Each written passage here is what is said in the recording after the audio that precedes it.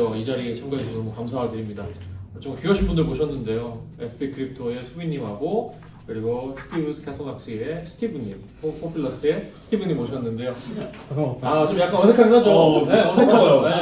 네. 이제 익숙해지셔야 돼요. 익숙해지셔야 돼요. 근데 어차피 이것만 약간 어려운 부분이고 또 이 이후에는 자유롭게 얘기할 거라서 간단하게 자기소개 그리고 두 분 다 이제 소속된 곳이 있다 보니까 간단하게 소개해 주시면 될 것 같아요. 수빈님부터. 저부터는 일단 저는 SB 크립토라는 텔레그램 채널을 운영하고 있는 리서처이자 데이터 분석가 안수빈이라고 하고요. 일단 회사는 해시드라는 한국의 크립토 프로젝트들을 투자하는 VC에서 지금 근무를 하고 있습니다. 그래서 이제 만 3년 근무를 했고 이제 4년 차가 된 리서처이자 분석가입니다. 반갑습니다. 팀장님. 스티브님도 한번 자기소개 부탁드릴게요. 네, 저는 스티브 킴이라고 하고요. 저는 포퓰러스라는 리서치 회사를 같이 저희 공동 창업자들과 함께 운영을 하고 있습니다. 그래서 이전에도 리서치를 쭉 했었고 업계에 들어온 지는 한 7년 정도 됐는데 아직까지 이제 졸업을 못 하고 있는 그런 비운의 고인물이라고 봐주시면 될 것 같습니다. 다 졸업 못해서 모여 있는 졸업하기 위해서 모여 있는 사람들 그렇죠. 그렇게 바라면서 포퓰러스가 지금 몇 년 정도 됐죠? 포퓰러스는 이제 2년 좀 넘었어요. 와 2년밖에 안 됐는데 존재감이 벌써. 벌써 2년이나 됐나 그런 거. 근데 2년이고 지금 존재감이 상당히 뛰어난 것 같은데요. 왜냐면 해외에서도 포퓰러스 되게 많이 알고 있고. 많이 봐주시죠. 감사합니다. 네.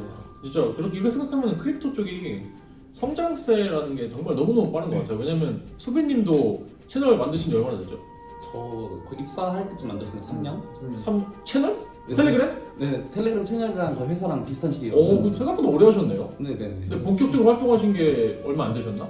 중간중간에 아니, 쉬셨어요. 네, 아. 쉬기도 많이 쉬었고 제 채널을 이제 모르는 이유가 보통 리서치만 올리다가 그냥 금액에 관련된 얘기를 최근에 꺼내기 시작해가지고 약간 퍼블릭용 포스팅을 한 지는 오래는 안 됐어요. 오래 안 됐어요. 한 1년? 그런 건 이제 한 1년? 이제 진짜 리서치를 원하는 사람들이 알고 있었는데 이제 약간 세상 밖으로 이제 JR 고수가 나온 지가 얼마 안 됐다. 이렇게 마찬가지 맥락으로 뭔가 성장을 원하면은 굉장히 빠르게 성장할 수 있는 업계인 것 같긴 해요. 그러니까 현실 곱하기 한 3에서 5배 레버리지 시간이 가는 듯한 느낌? 그 이상이 아니라면 그렇죠. 그런 느낌으로 가는 것 같긴 한데. 제 기준에서 가장 돈 되는 채널이라고 제 채널에서 여러 번 얘기했습니다. 제 수빈님 채널이요? 안수빈의 앱3를 반드시 구독할 거. 제가 나름 감이 좋았었거든요. 근데 진짜 좋았었는데 미쳤었죠. 여기서 보고 슬쩍 올리고 나서 팔로우업을 안 하거나 나는 안 하거나 나는 팔았습니다 막 이런 거 나오잖아요. 네. 절대 홀딩해. 절대 맞아. 올릴 때 같이 이제 찾아서 샀다가 가만히 있으면 갑자기 막 오르더라고요. 최근에는 그런 포스팅 안 하시긴 하는데 특히 작년 불장 같은 경우에는 뭐 좋아 보여서 샀다 이런 말씀을 좀 하셨던 기억이 나요. 그럼 이제 장대 한번 만들어내시고 네. 약간 그런 느낌이었던 것 같은데 또 기대가 되네요. 또 불장이 오면은. 그렇죠. 지금 안 올린 이유도 사실 이제 올리고 싶어도 올릴 프로젝트가 많지 않기 때문에 그게 제일 큰 것 같아요. 진짜. 사실 AI 크립토 때는 진짜 뭐 재밌는 것들이 많긴 했잖아요. 네. 그래서 수빈님도 그때 한참 엄청 많이 올려주시고 했는데 지금은 그럴만한 애들이 많이 있는 것 같아요. 그래서 이제 좀 반대로 해볼까 생각을 하고 있어요. 아. 옛날에 이제 오를 거를 얘기를 했으니까 슛으로? 이제는 내릴 거를 얘기를 하고 괜찮은데요? 괜찮은데요? 왜냐면 안수빈의 헤지펀드 더 가는 것 같아. 안수빈의 헤지펀드. 제가 몇 개 프로젝트 맞춘 게 있거든요. 얘는 떨어질 거다 맞춘 게 있거든요. 근데 배워쳐요. 진짜 베어의 신인 것 같아. 근데 베어 때는 확실히 그런 리서치나 펀더멘탈적인 분석이 그대로 다 밸류에 드러나긴 하니까 맞아요. 네, 좋은 방법 같아요. 근데 진짜 발상의 전환을 하면은 굳이 오를 것만 오를 필요가 없지 않나요? 맞아요. 그렇죠. 이 세상에는 농 치는 사람도 소설 치는 사람도 있는데 그러니까. 그들을 위한 또 영웅이 될 수 있겠다. 하지만 쇼스를 크게 올렸다가는 무수한 사람들의 공격을 받을 수 그쵸, 있다. 그쵸. 그렇죠. 역배충이 돼버리는. 새로운 제임스가 될 수 있으니까. 그렇죠. 거기 이미 홀더분들이 많으시기 때문에 너희 새끼 내 돈 하면서 이제 잡혀를 지킬 수 있다. 그렇지. 그럴 수 있네. 그러면은 이제 아무래도 두 분 다 되게 저명한 리서처분들이고 뭔가 펀더멘털 이런 거 많이 보시고 하니까 기존에 저를 포함한 개미분들이 비트를 사지 않는 이유는 가장 큰 이유는 결국은 얘가 올라봤자 얼마나 더 오르겠냐. 우리는 10배거 100배 원한다. 알트를 사는 이유가 사실 그거잖아요. 무슨 알트에 무슨 이런 말하면 그렇지만 판매가 유틸리티인데 요즘은 솔직히 원단 비전을 보고 사는 사람들은 잘 없죠. 뭐 조심스럽지만 솔직히 그렇잖아요. 나는 비트로 2배 먹을 거 알트로 10배 먹고 싶다 이거잖아요. 솔직히 까놓고 말하면.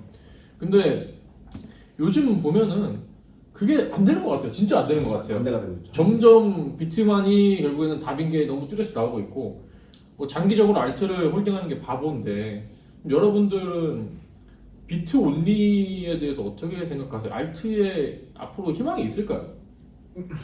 스티브 먼저. 저는 일단 비트코인을 안 산 지가 한 5년 정도 됐고요. 너무 오래됐네. 네, 저는 비트코인을 진짜 한 번도 홀딩해본 적이 없어요. 와. 네, 진짜로. 저 17년도, 18년도 이후에 옛날에 저 코비 썼을 때 아. 그때 이제 비트코인 사거 이후로는 한 번도 저 비트코인을 산 적이 없고 그래서 제가 졸업을 못하나 봐요. 네, 정확한 것 같아요. 그때 10년 때 사서 들고 있었으면 벌써 몇십 배인데 근데 말씀하셨던 것처럼 저는 이제 리서처로서 그러니까 두 가지인 것 같아요. 투자자로서도 사실 막 10배, 100배를 보려면 알트를 봤었던 게 사실 사실인 것처럼 그 리서처로서도 마인드쉐어를 얻기 위해서 새로운 체인을 발굴하는 게 훨씬 더 ROI가 잘 나오긴 합니다. 그래서 저가 저희 회사 포지션에서도 새로운 레이어 1, 레이어 2 막 찾는 게 제 포지션이었던 이유도 만약에 그게 잘 되면 저의 인지도가 엄청 올라가기 때문에 왜냐면 사실 새로운 레이어 1이 이제 처음 만들어져가지고 이제 커뮤니티 형성하면 그거를 뭔가 그 전에 리서치를 하게 되면은 이 커뮤니티가 그대로 저의 독자로 다 흡수가 돼요.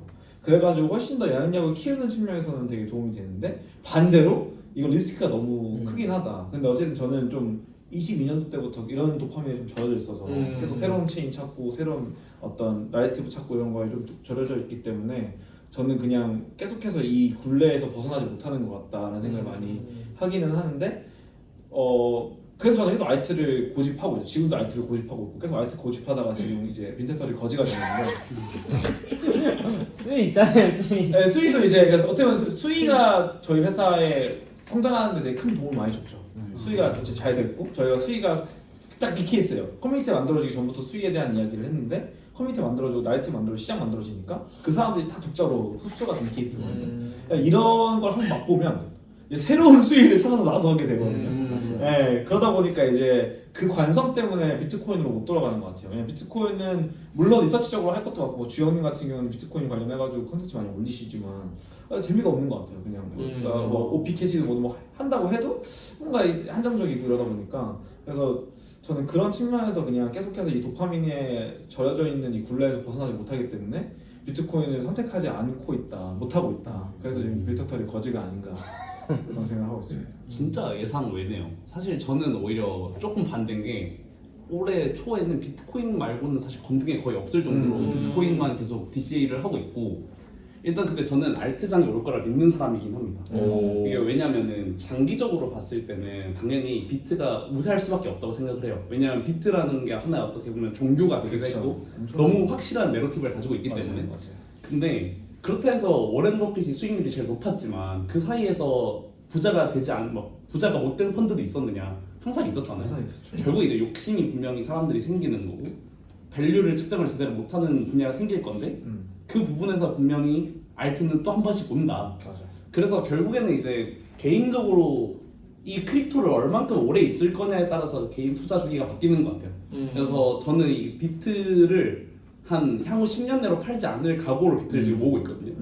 그래서 그건 이제 그거대로 하고 근데 리서처 입장에서는 그리고 저는 이제 VC이기 때문에 단기적으로는 그러면 분명히 수익을 낼 수 있는 프로젝트가 있을 거라고 항상 가정을 하고 있고 그리고 리서처이기 때문에 어쩔 수 없이 다양한 팀들과 그런 것들을 만나게 되는데 기회가 보이긴 하거든요. 분명히 이거는 저평가돼 있다. 그러니까 수익 같은 경우도 사실 저는 이제 저평가는 돼 있지만 제가 마음에 안 들어서 안 사긴 했지만 그래도 이렇게 딱 보면은 에론으로서 분명히 매력이 있는데 밸류가 이건 말이 안 된다 이런 건 충분히 항상 나올 수 있는 거죠. 그렇죠. 그래서 저는 그래서 일단은 알트장이 오긴 온다. 오긴 오는데 항상 어떤 트리거가 좀 필요하다로 정리할 수 있을 것 같아요. 저 개인적으로는 근데 저는 이제 두 분 같은 리서처가 아니라 리테일이니까 이번 장세에 제가 느낌은 저평가가 되어 있다. 근데 더 저평가 될 수 있다. 이건 것 같아요.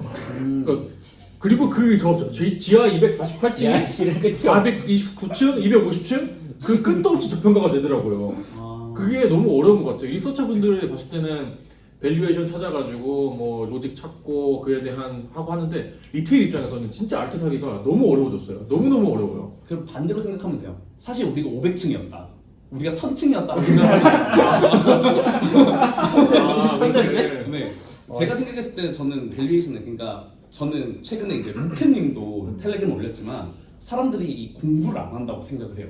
이게 결국에 이 토큰 밸류가 어디서 오느냐에 대한 고민이 좀 필요한 건데 실제로 뭐 테슬라나 이런 애들도 이제 실제 수익 대비해서 주가가 엄청 높은 편이잖아요. 근데 그걸 크립토에 반영했을 때 과연 우리는 얼마큼 그걸 밸류에이션을 해보고 있느냐라고 한다면 사실 대부분 크립토 프로젝트들은 증권성 이슈 때문에 밸류 그 레베뉴가 그대로 못 흘러가는 구조거든요. 그럼 사실상 여기는 레베뉴가 0인 상태에서 토큰 밸류를 측정해야 되니까 밸류가 무한대인 건데 과연 우리는 그거를 보고 사고 있는가? 사실 고민이 없이 리테일들이 그냥 구매하고 있는 건 아닌가? 라고 생각을 하긴 합니다 저는. 확실히 개인 플레이어들이 그걸 다 알아보는 그러니까 이게 좀 약간 딜레마긴 해요. 왜냐면 개인 플레이어들이 당연히 알아봐야죠. 알아봐야 되는데 어디까지 알아볼 수 있느냐?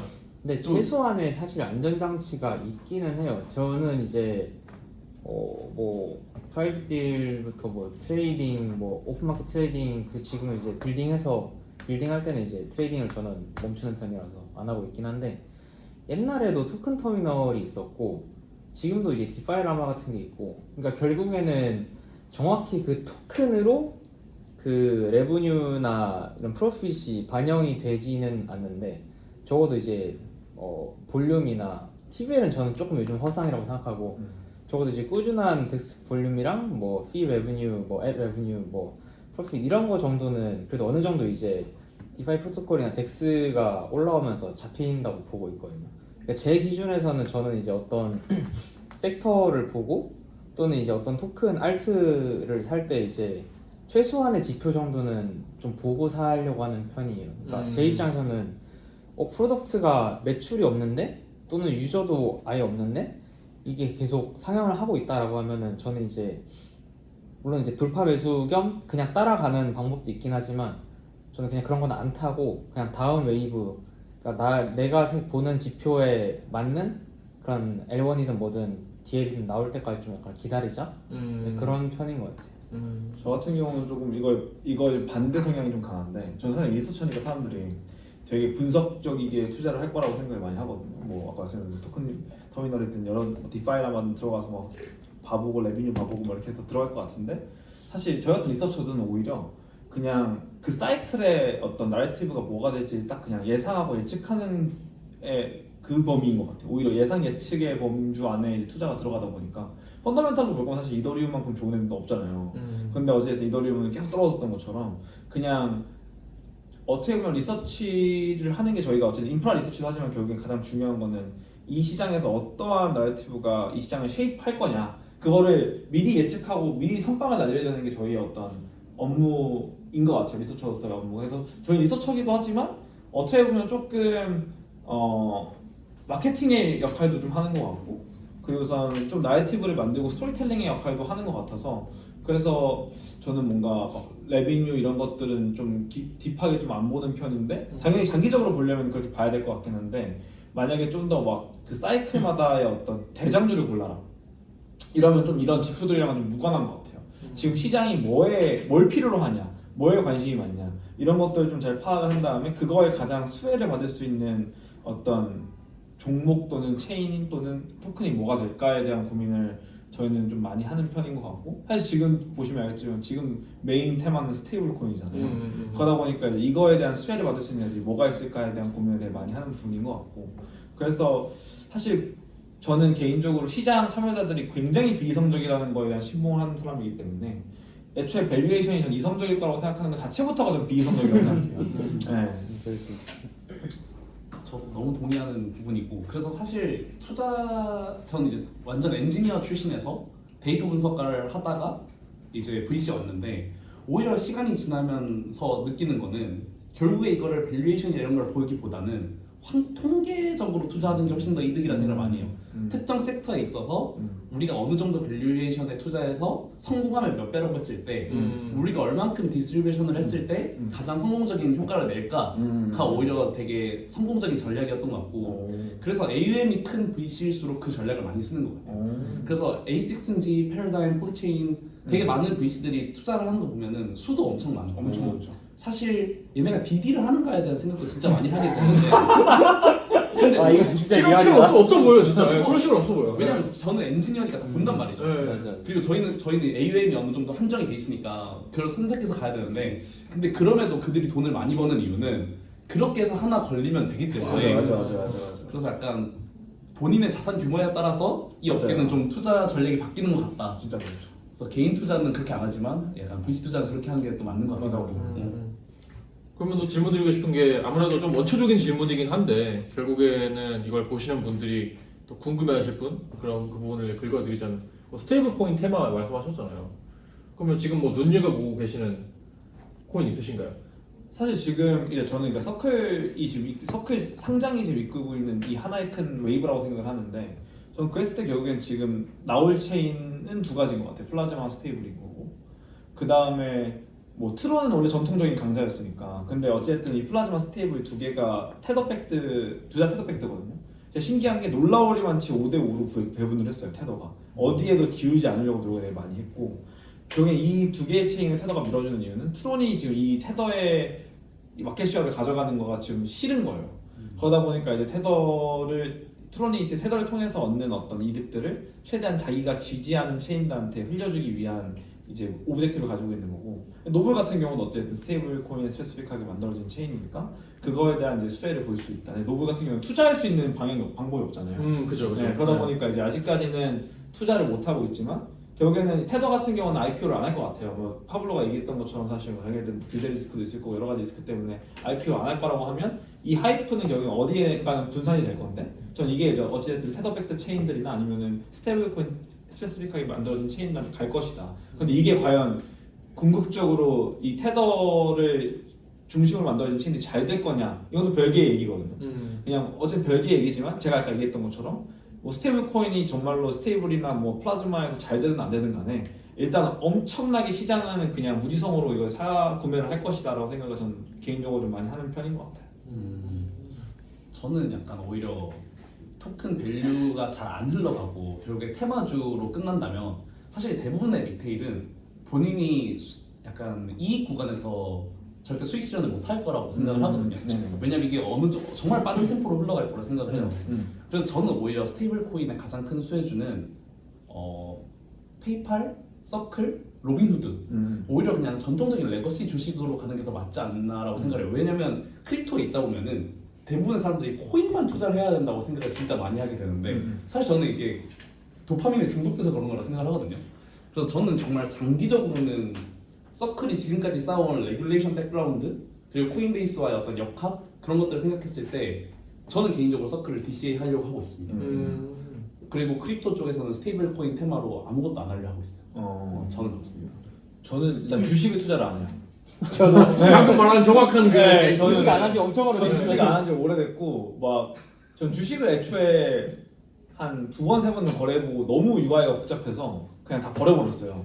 그 다음에 이제 뭐 그 T+2 정산일도 너무 짜증나고 그냥 저는 즉각적 정산을 원하는데 저는 그런 것들이 너무 짜증나서 저는 주식 안 한 지 너무 오래됐고 지금 막 K 주식 막 오르잖아요. 네. 관심도 없어요. 저는 그냥 솔직히 뭐가 남의 일이라고 생각해요. 저는. 그래서 그냥 저는 무조건 투자를 하게 되면 스테이블 코인 테마다 보면 무조건 저는 관련 토큰에 투자를 하는 게 그냥 저는 저의 성향에 맞고 저는 뭐제 핸드폰 보면 뭐 키운 종 아무것도 없어요.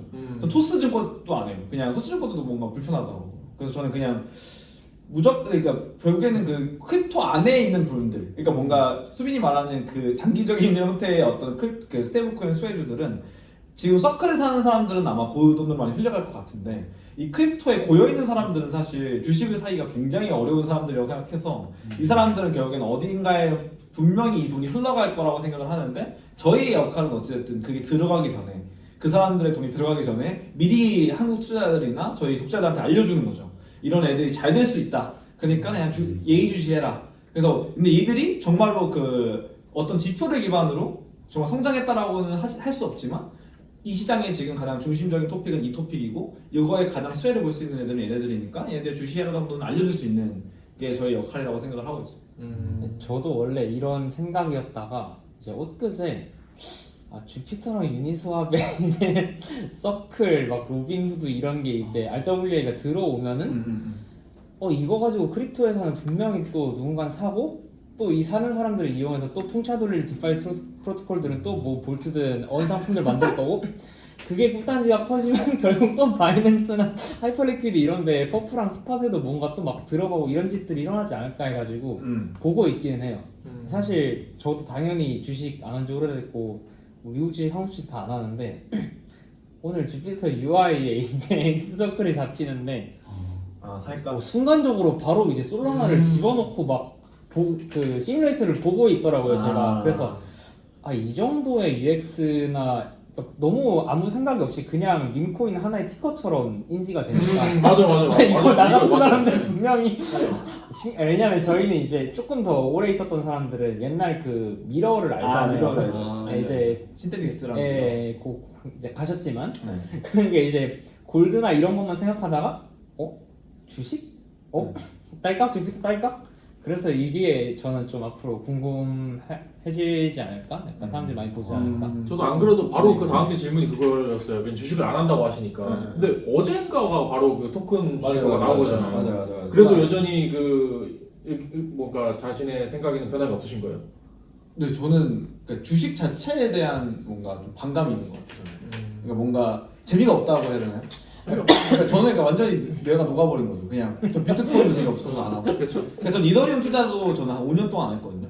이더리움 산 게 최근에 앱스트랙트에서 이제 그 홀짝 노래하고 진짜 녹으셨네. 많이 녹으셨네. 산 거 정도이지 그냥 뭐 아니면 NFT 살 때 뭐 아주키나 이런 거 살 때 사는 거지 뭔가 홀딩할 목적으로 이더리움을 산 지는 한 5년 정도 됐고 근데 이게 막 제가 이더리움에 대해서 뭐 엄청 베리시해서가 아니라 당연히 이더리움 재미가 없어서 저는 이더리움에 대한 글을 안 쓰는 편인데 그냥 재미가 없어요. 이더리움에 대해서 리서치하는 것도 재미가 없고 이더리움을 사는 것도 재미가 없고 여기서 뭘 하는 것도 재미가 없고 가격도 당연히 가격은 더 노잼이잖아요.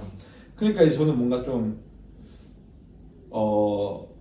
이게 뭔가 펀더멘탈 드리븐한 투자는 절대 아니지만은 이게 결국에는 이 시장 사이클에 따라서 가장 제가 접근성 있고 투자할 만한 재밌는 애들을 찾는 거가 어떻게 보면 투자의 투자의 방향성인 것 같은데 말씀하신 것처럼 이제 RWA 통해서 역으로 투자가 이제 가능해지면 충분히 이제 저같이 극단으로 가지 않은 사람들의 경우에는 충분히 또 그런 매력적인 투자처를 찾을 수 있지 않을까. 사실 저는 좀 극단적인 걸 갔다가 벗어난 케이스인데 그러니까 저는 원래 주식 저도 원래 안 하다가 여러 가지 좀 생각이 있었는데 일단은 국장이 오르는 걸 보면서 이게 과연 세상의 스톡이라는 것 자체가 밸류에이션이 정확한가? 그것도 아니다. 아니죠. 근데 크립토라고 그러면 정확했는가? 그것도 아니다. 아니죠. 그러면 좀 더 재밌는 쪽에 가야겠다고 생각했는데 일단 제가 느끼는 크립토가 요새 재미가 없어요.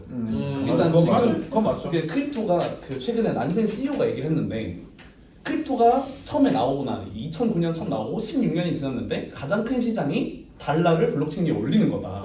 이 말을 했잖아요. 맞아. 그래서 저는 그게 너무 공감이 되더라고요. 그래서 이게 과연 크립토가 얼만큼 혁신의 레벨로 왔느냐로 하면은 저는 솔직히 기대 이하인 것 같아요. 제가 크립토 처음 입문했을 때에 비해서는 물론 이제 가능성은 있지만 그래서 그걸 좀 보다 보니까 오히려 펀더멘탈이 재밌어지는 순간이 왔더라고요. 그래서 한 올해 초부터 너무 코인이 재미가 없어가지고 좀 횡보 이렇게 막 하다가 서클이 이제 IPO를 하는 걸 보고 야 이거야 또 새로운 밈코인이다. 나한테 이게 밈코인이다. 맞지. 라고 해서 오히려 이제 반대로 들어왔고 그리고 이제 엑스스톡스 솔라나이 그것도 원래 좀 기다리고 있었거든요. 블록체인이 언제 올라올까. 그래서 오스티움, 아반티스, 뭐 베스트 이런 애들이 펄프덱스에서 하는 거 좀 보고 바이비시 이런 것들 인덱스 상품이나 이런 것들 하는 거 보면서 기다리고 있었는데 이제 진짜 온체인 온 것 같아서 저는 좀 이제 다시 온체인으로 좀 설레고 있긴 합니다. 아주 재밌는 이야기. 참 이 코인 하는 사람들 입장에서는 그렇겠네요. 뭐 서클 같은 경우는 예외긴 한데 뭐 주식 하루 10% 내외 변동 뭐 어디다 누구 코에 붙여요. 코인 하는 사람들 입장에서는. 근데 진짜 당연히 그러지 않아야겠지만 예를 들어 이런 장세가 지속이 되고 현물 구매러들은 그냥 호구가 되고 계속해서 돈이 녹는 경험을 하면 저는 개인적으로 좀 그렇게 흘러갈 수 있다고 생각해요. 이게 사람들이 코인을 하면 돈이 녹는구나라는 걸 좀 이제 체득하게 되면 조금 더 건전하다고 하긴 좀 그렇죠. 아무튼 근데 이제 말씀하신 부분으로 좀 흘러갈 수도 있지 않을까라는 생각은 하긴 하거든요. 저는 사실 파일을 보는 것, 그러니까 토크나이제이션의 파일을 좀 봤던 큰 이유 중에 하나는 텍세이션이긴 하거든요. 그러니까 한국 투자자 입장에서는 해외 주식이 되게 번거롭고 현금화 불편하고 세금을 엄청 때리잖아요. 근데 사실 뭔가 배당이나 고배당이나 아니면은 장기 보유 목적이 아니라 대부분 이제 실제로는 차익거래 목적으로 하니까 그런 입장에서는 상당히 매력적으로 생각을 했고, 또 지금 이제 트럼프 행정부에서 어떻게 나올지는 모르겠지만 예를 들면 뭐 보유 또는 이제 차익 실현하는 거에 대해서 뭐 세금을 예를 들면 계속 크게 매긴다, 뭐 배당에 대해서 뭐 세금을 매긴다. 그럼 이제 배당을 보고 들어갔던 사람들은 배당세가 만약에 막 10% 20% 계속 올라가면은 더 이상 배당을 바라보고 들어간 투자들이 줄고 차익거래 쪽으로 몰리거나 아예 그냥 캐시로 들고 있을 거잖아요. 그러니까 그런 여러 가지 이유들로 인해서 유동성이 약간 전 자본 이동이 일어날 거라고 생각하는데, 그 중에 하나로 약간 어쨌든 그 타임갭이 저는 있을 거라고 보고 있어서 크립토 쪽 턴이 잠깐은 올 수 있지 않을까, 그런 관점으로도 좀 보긴 했었습니다. 이거 잠깐 끊었다 갈까요? 네. 한번 끊고 좀 편집 좀 잡고.